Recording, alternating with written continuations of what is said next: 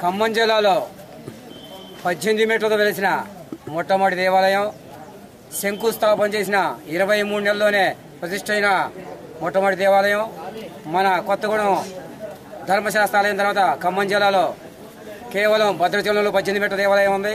ఈ సంవత్సరమే సత్తుపల్లిలో 18 మీటర్ల దేవాలయం వెలిసింది.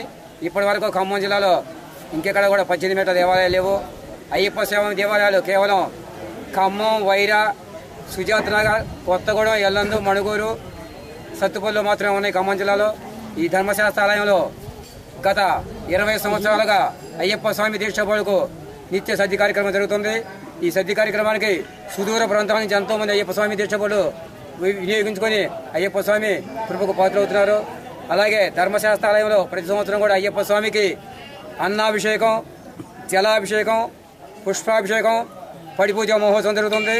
అట్లాగే నిత్యం కూడా గణపతి హోమం జరుగుతుంది. కాబట్టి భక్తులందరూ కూడా ఈ ధర్మశాస్త్ర స్వామి సేవించి తరించి అయ్యప్ప స్వామి దీక్షలు సక్రమంగా చేసుకొని నియమనిష్టలతో అకుంఠ దీక్షతో అయ్యప్ప స్వామి దీక్ష చేసుకుని అయ్యప్ప స్వామి కృపకు పాత్రై అష్ట ఐశ్వర్య ఆయుర ఆరోగ్య భోగ భాగ్యాలు పొందాలని మాసారా ప్రార్థిస్తున్నా. స్వామి శరణం, స్వామి శరణం.